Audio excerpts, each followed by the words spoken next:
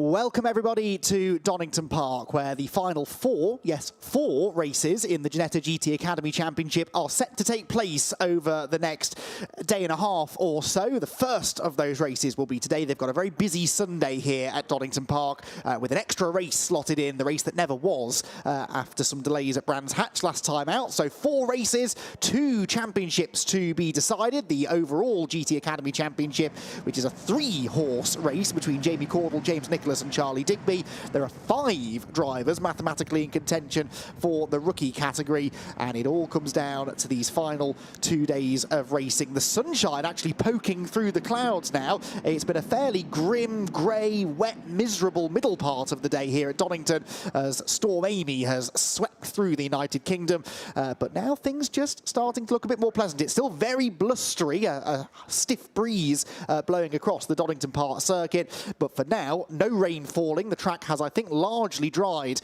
after the downpour earlier on in the day, and therefore pretty good conditions, I think, will greet the drivers for this first race. They qualified earlier on today. 20 drivers took to the track, and it was James Nicholas who managed to grab the advantage. James Nicholas second in the overall championship standings, but he's only 3 points after drop scores are calculated behind Jamie Caudle, and Jamie Caudle starts directly behind him. So the 2 cars furthest away from that camera, car 99, that's your pole sitter James Nicholas. He is 3 points only behind car 51, Jamie Caudle.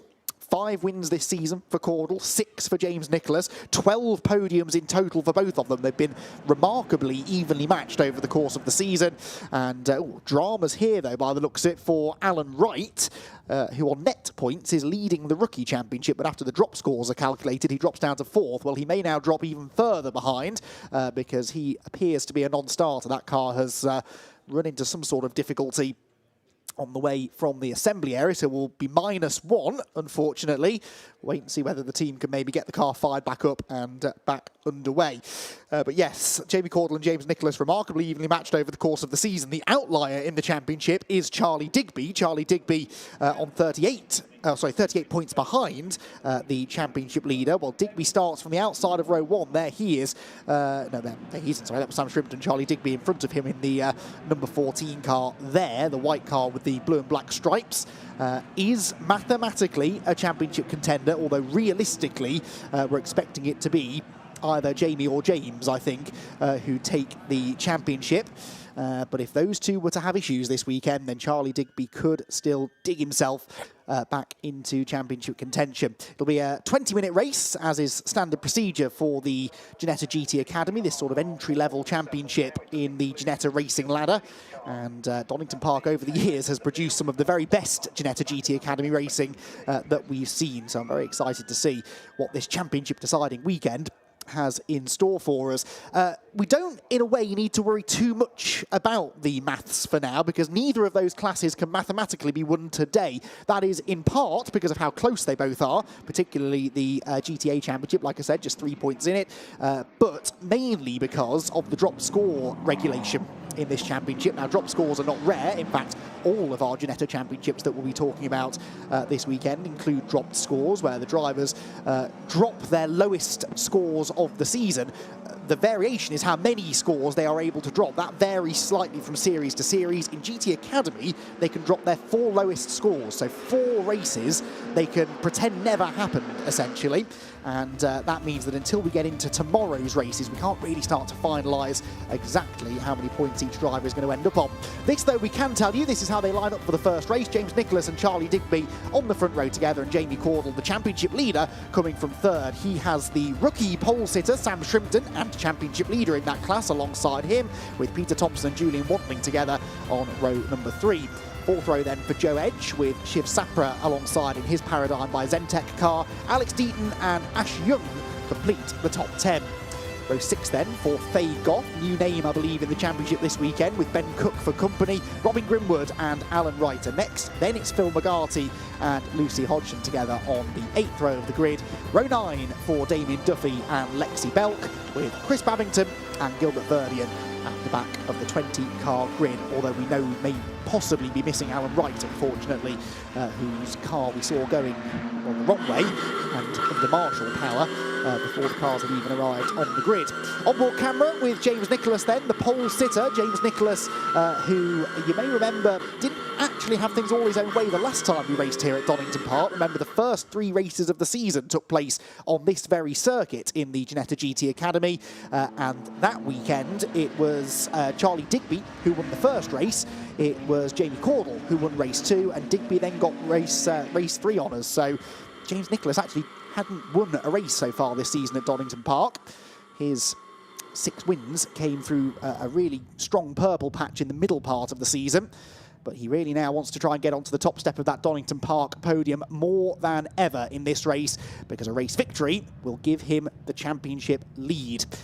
You score 35 points for winning a race, 30 for second, 26 for third. So it's a 5-point swing between winning and finishing second, and there are only 3 points between Caudle and Nicholas. So that's the goal for James Nicholas in this race: get the win, get the championship lead, and try and defend it tomorrow in the final 3 races. A rolling start then for the Ginetta GT Academy drivers. The safety car pulls into the pit lane, and our first of 4 races here at Donington Park is about to burst into life. The red lights on the starting gantry go out now, and James Nicholas leads the charge towards Redgate Corner. It's a good launch, though, I think, from Charlie Digby on the outside of row 1. He's squeezing Nicholas towards the damper inside line at Redgate Corner, but actually it's Digby who goes off. It's Charlie Digby who locks up, goes into the gravel trap. He was on the outside line, the drier side of the road, and look what that's done. Jamie Caudle's up the inside for the lead. Jamie Caudle, the championship leader, is going for the lead. They're 3 wide down the Craner curves, and eventually they all had to sort of back out of that. It is Caudle that gets the advantage, Nicholas second, Shrimpton third, and that is Julian Wantling, I think, in a very impressive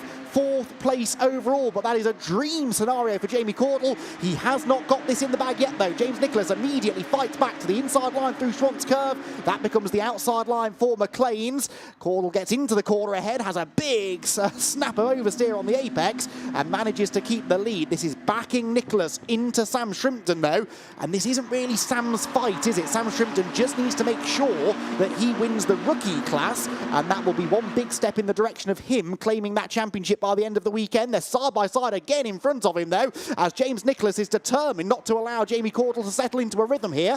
To the outside, into the chicane he goes. Is he brave enough to go right round the outside? He tries it, runs out of space, and this could cost him second place. I think it will. Sam Shrimpton to the inside on the run down the hill into the Melbourne hairpin, and there is a real danger now that James Nicholas could get freight trained. He's on the outside line, and there is a queue of cars forming to his inside, 3 abreast at the back of this group, and that was a very opportunistic look up the inside for Shiv Sapra, which I think might still yield 1 positional gain as they accelerate up to the final turn. James Nicholas busy still trying to fend off Sam Shrimpton, which I think he now will do, but what a disaster for James Nicholas. I'm not sure why he was so slow out of Redgate Corner. We saw Digby going off. I wonder whether there was a touch between the 2 of them. Still, he can't relax because Shrimpton again is hunting around in his wing mirrors, but can't find a gap to the inside at Redgate Corner. So Caudle leads then, Nicholas second, Shrimpton third, Julian Wantling going very well in 4th position, ahead of Peter Thompson, likewise in 5th. But it is this battle for second place we continue to focus on. Couple of spots of moisture on the camera lens there at Hollywood. Is there a bit of fresh rain starting to fall? Does that explain the little slip up from the front row starters, I wonder, at turn 1? Charlie Digby, by the way, has rejoined 15th. So Charlie Digby, already an outside bet for the championship, is now even more on the outside looking in, you fear, after that gravelly excursion at turn 1. Twice a winner this year, Charlie Digby. Seems unlikely, doesn't it, that he will make this race his 3rd win of the year. So James Nicholas now starting to look a bit more comfortable in second place. Can he bridge the 1.1 second gap that Jamie Caudle has built up? That is a question we'll get an answer for in the next few minutes. Meanwhile, Shiv Sapra there battling with Joe Edge. That's for second place in the rookie class. Now, Shiv Sapra is second in the rookie championship, 32 points behind Sam Shrimpton. And this is what happened to Shiv Sapra at the Goddard's hairpin. Contact there with Alex Deaton, but I think it was Joe Edge to the inside of him, wasn't it? They were 3 abreast into the braking zone, and Sapra sort of pinched in the middle, had contact, I think, with both cars. Hopefully that's not damaged car number 8. He's still going, as in fairness is Alex Deaton, his teammate, who slips up the inside there of Ben Cook's number 63 car and manages to actually defend that position, as it were. No, gains that position. That's 8th place now for Alex Deaton, who was 10th at the start of the lap.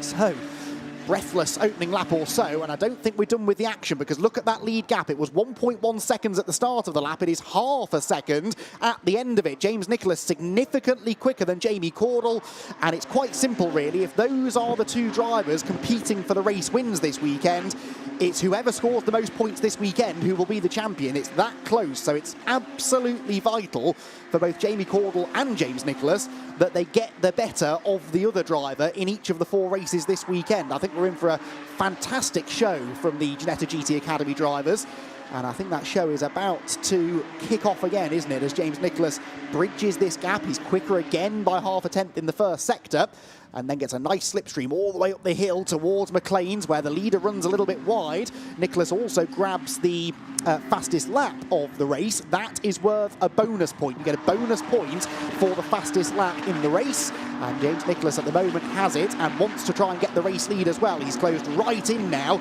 as we head onto the exhibition straight. This very strong wind that we're dealing with today does, of course, mean that the slipstream, if you're driving into a headwind anyway, will be even more powerful. So that could yield even more overtaking opportunities, one of which might come into the next braking zone for Nicholas. There's a gap up the inside line. No, there isn't. That door is closed by Jamie Caudle, who has to really go defensive into the hairpin. And with 15 minutes of the race still to go, you'd have to say this is advantage Nicholas. He's alongside now out of the corner. He looks the quicker of the two, but Jamie Caudle for now maintains the track position advantage. He's got the inside line into Goddard's, and Nicholas isn't yet willing to take an enormous risk. Looks to try and get the better exit from the corner, which he doesn't really, does he? Caudle actually off the turn better, and so the positions stay as they were. They blast across the start-finish line again, and another new fastest lap for James Nicholas, moving the goalposts as far as that bonus point is concerned, but not yet able to wrestle the race lead away from his title rival Jamie Caudle. These two have had so many great battles over the course of the 2025 season, but it all boils down to this final handful of races. On board again with James Nicholas then, down into the old hairpin. It's not always been the happiest of hunting grounds, Donington Park, for James Nicholas. I seem to recall last year, his debut season in the championship, his debut season in a racing car, he was all going really, really well in the first round at Alton Park, and then arrived at Donington and immediately got himself involved in a clash at turn 1. This could be his opportunity to get past Caudle, who for the second lap in a row is sideways at McLean's, and this time leaves a gap to the inside into Coppice corner. Nicholas charges through on the inside line, but does that mean he runs wide on the exit? No, he doesn't, not really. Not enough to allow Caudle to get the overlap, and so James Nicholas has the lead. You feel that Caudle probably has to strike straight back, doesn't he, before Nicholas gets into any sort of rhythm, but there's no way through into the chicane. What about the exit? We're going to get a great view of who gets off the corner the best, and you can quite clearly see it's James Nicholas. He gaps Jamie Caudle by a car length or 2 as we accelerate downhill into the Melbourne hairpin. Caudle now tempted to brake a little bit later, roll into the corner a bit faster to close in on Nicholas, which he does on the way into the corner, but James gets on the power a bit earlier and accelerates nicely off the turn. So James Nicholas then to the race lead, and that, by my rough calculations, would provisionally put him in the championship lead, but he is sideways now as they round the final turn. This is really nervy stuff for the pair of them. All the while this is going on, by the way, there's a great battle going on for 4th place, which I've been keeping one eye on. Peter Thompson is now into 4th. He's got himself ahead of Julian Wantling. That's for the lead in the Chairman's Cup as well. But they're also joined now by Shiv Sapra, who needs to try and get onto terms with Sam Shrimpton in the battle for the Rookie Championship. 32 points back is Shiv from Sam, after those pesky drop scores are calculated. And he needs to first get past the 2 Chairman's Cup contenders to have any chance of chasing after Sam Shrimpton, who at the moment there, look, is a lonely 3rd place. There is the rookie class leader, this year's Palmer Sport Academy winner, the competition won by James Nicholas a year ago. Chris Babington has, by the looks of it, had a half spin at Goddard's. The SVG Motorsport car, though, fires back up, carries back on. This is how he got there. No one else in sight, unfortunately, and Chris Babington just finds himself pointing completely the wrong direction. And I think just a lack of rear grip, perhaps, on corner entry was the reason for that one. But no damage done. He'll carry on. Chris, another Chairman's Cup driver with limited, very limited racing experience. But that's always been the appeal of the Ginetta GT Academy. if you are brand new to racing and you want to get into a proper little GT car, then this is a great place to come and do it. The cars are deliberately difficult to drive. They've got quite a lot of power, but not a huge amount of grip. Very little in the way of aerodynamics. They run on a treaded Michelin road tyre. And so they don't have a lot of mechanical or aerodynamic grip for you to rely on. You've got to develop a feel for the car, and that is easier said than done. Now look at this, James Nicholas, having got the lead, is not escaping from Jamie Caudle. Caudle now seems to have the pace advantage and takes the fastest lap back away, so he really has found something now, Jamie Caudle. Gets that point back, tries to go to the outside of Nicholas at Redgate Corner. Will look instead to get the switch back on corner exit, but this is a rejuvenated Jamie Caudle now. It's almost as if being overtaken by James Nicholas has really woken him up, or maybe it's just that being in the lead brings with it extra pressure with so much on the line as far as the championship battle is concerned between these two. Maybe it's better to be the hunter than the hunted. James Nicholas, though, fends off that particular challenge, and Jamie Caudle will have to try and regroup and close back in again over the middle part of the lap. But this is encouraging for Caudle. He is not being dropped by James Nicholas. I also suspect that that wind is having some effect, not only on slipstream ability, as I mentioned earlier on, but possibly on the handling of the cars through the corners. They're not the biggest of cars, but they're not very heavy either, so they probably are being affected by the wind. And we're seeing quite a few drivers having snaps of oversteer, particularly up at McLean's, up at Coppice, the highest points of the circuit. And maybe being the chasing car, almost like in the wet, being the chasing car sometimes is better, isn't it? You can gauge the conditions from what the car ahead of you is doing. Both of them pretty evenly matched through the chicane this time. We've just ticked into the second half of the race, so just under 10 of the 20 minutes still to go. And Jamie Caudle is this close to the back of James Nicholas. There's a car ahead which is a lap down. That, I think, is Gilbert Verdian, already going a lap down, so he's had some dramas, I think, in the early stages. And this could be interesting. They're going to catch him on the exit of the final turn, and James Nicholas has definitely been delayed there. This is Caudle's chance. Is there a gap to the middle? No. Nicholas closes the door aggressively. There is a bit of paint traded down the pit straight and again into the braking zone. Absolutely neck and neck into Redgate Corner. Caudle to the outside line. Watch for this switchback. He will have a much better exit from the corner. He's got the overlap. He's got the inside line, and James Nicholas tries to close the door. Caudle with two wheels on the grass. Again, they have touched, and somehow they both keep it going in a straight line. This is fantastic stuff, but how long can they keep it up before disaster strikes completely? Caudle again with a wide line into the old hairpin, gets the cutback, gets the momentum, and this might buy him a ticket to the inside line when we reach the top of the hill. I think it will. Absolutely neck and neck. Caudle will have the inside line for McLean's Corner, the place where he lost the lead, remember, a few laps ago, and he regains it but runs wide. Nicholas back to the inside. Sensational stuff, and James Nicholas, I think, will reclaim the lead at Coppice Corner,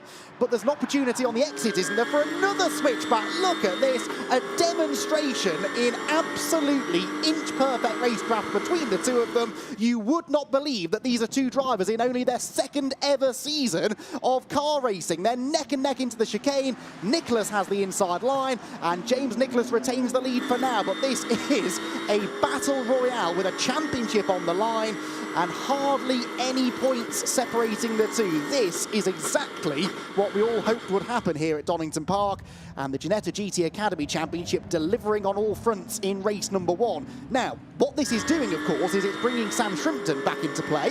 Sam Shrimpton at the beginning of the lap was 2.6 seconds behind the second place car. That was about 3 seconds behind the race leader. They're both all over the road through Goddard's.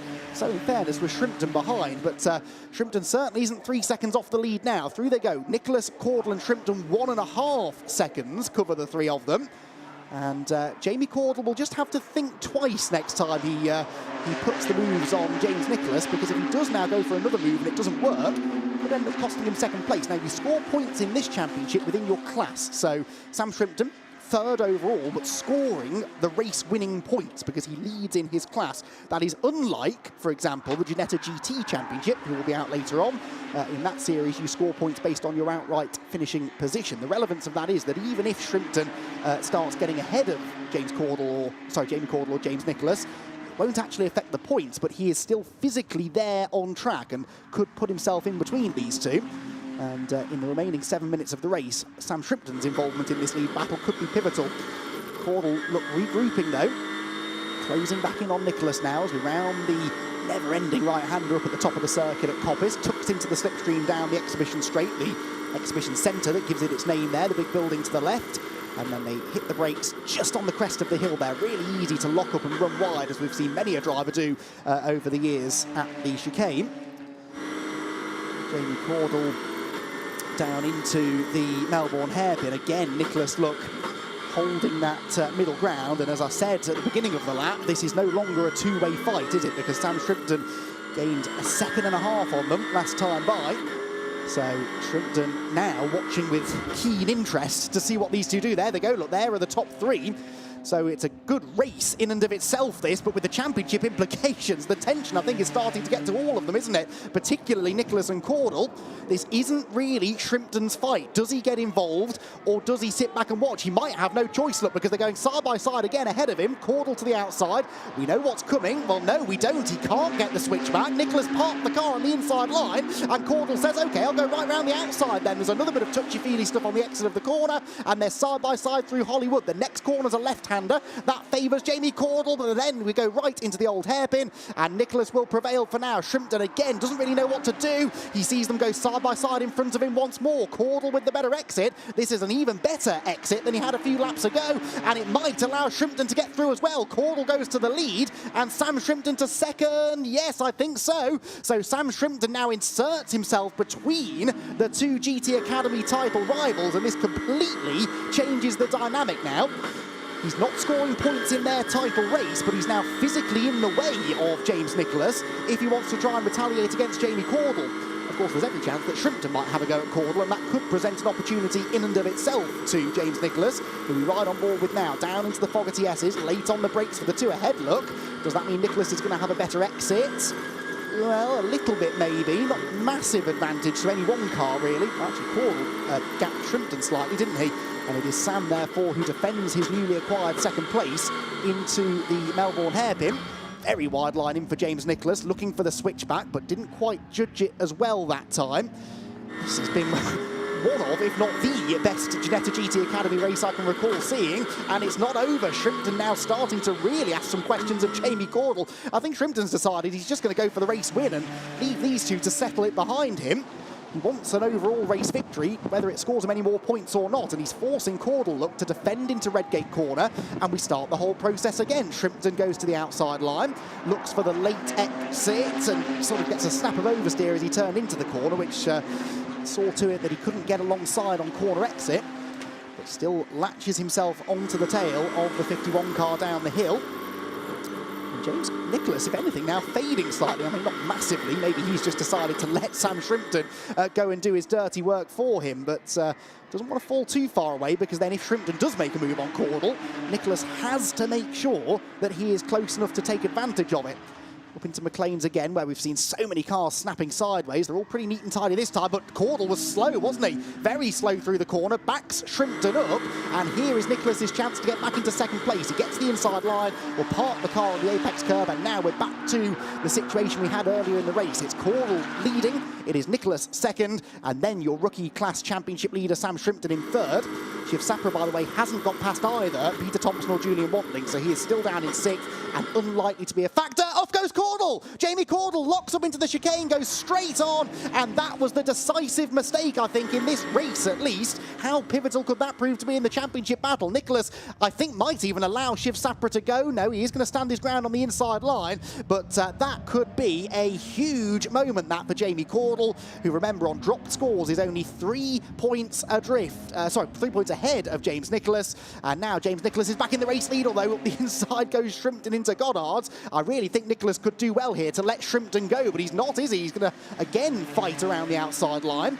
We have 2 more laps of this race to go, and if Nicholas keeps battling with Sam Shrimpton, there's a real danger, A, that they could tangle, and B, that they could invite the chasing cars back into the pack. You can see that it is Peter Thompson now into third position, but Jamie Caudle is there in fourth position, and will be looking at what's going on ahead of him and hoping, in a way, that they really start holding each other up, these two. So Nicholas then retains the advantage for now. Sam Shrimpton second, Peter Thompson in third, having a really stellar weekend so far. And Jamie Caudle desperately needs to get ahead of Peter, because Peter is a GT Academy class driver, so that is worth championship points. At the moment, Caudle will be scoring 26, well 27 I suppose, with his bonus point for the fastest lap, and it will be 35, the maximum, to James Nicholas. But the point I'm trying to make is that even if he finishes second behind Shrimpton, he will still score, will James Nicholas, the exact same number of points as if he's ahead of him. He does not need to get involved in a real battle with the rookie championship leader. Things settling down then for the time being. Nicholas and Shrimpton the first pair, Thompson and Caudle the next two, and it was down here, wasn't it, a lap ago, where it all unravelled for Jamie Caudle. I wonder what led to that lock-up. He carries good speed into the chicane this time. Doesn't appear to have flat-spotted the tyre, at least I haven't seen him locking up again since that moment, which is good. Now, this is how the championship would look as it stands. So that's the swing. It was 3 points the advantage for Caudle. It would now be a 4-point lead for Nicholas, but that comes back down again if Caudle can get himself ahead of Peter Thompson. He's looking to the inside into Goddard. He's late on the brakes. Can he stop the car? Well, of a fashion, runs a little bit wide though, and Thompson, fair enough, gets right back alongside him on corner exit. Peter Thompson is not going to give way to Jamie Caudle, regardless of the fact that he's battling with a championship contender. But I think Caudle should be able to prevail here on the inside line at Redgate, which he does. So, final lap begins. Jamie Caudle is 1.7 seconds behind Sam Shrimpton. He's 2.5 seconds nearly, though, behind the race leader. And look at that. If we throw the checkered flag now, and we will be at the end of this lap, they would be tied on points. James Nicholas and Jamie Caudle, with 3 races to go in the championship, would be on exactly the same number of points. That is remarkable. It could yet change. Peter Thompson, in fairness, isn't going away anytime quickly, is he? He's sort of latching on to Caudle. But I don't think Sam Shrimpton's going to have much of an opportunity to go after James Nicholas. So Nicholas for the win looks reasonably secure, he says, touching wood. Can Jamie Caudle now hang on to third and give us that tie for the championship lead? Car 63, by the way, which is Ben Cook, has been given a 5-second track limits penalty. Ben is all the way down in 10th position, though, so it's not terribly relevant for what's going on at the front of the field, where Peter Thompson is still hunting around behind Jamie Caudle. And, well, Peter Thompson is potentially going to be a real factor in all of the races this weekend. He's obviously getting on well with the Donington Park circuit. And if he is, then that's another driver that could be up there battling with our title contenders.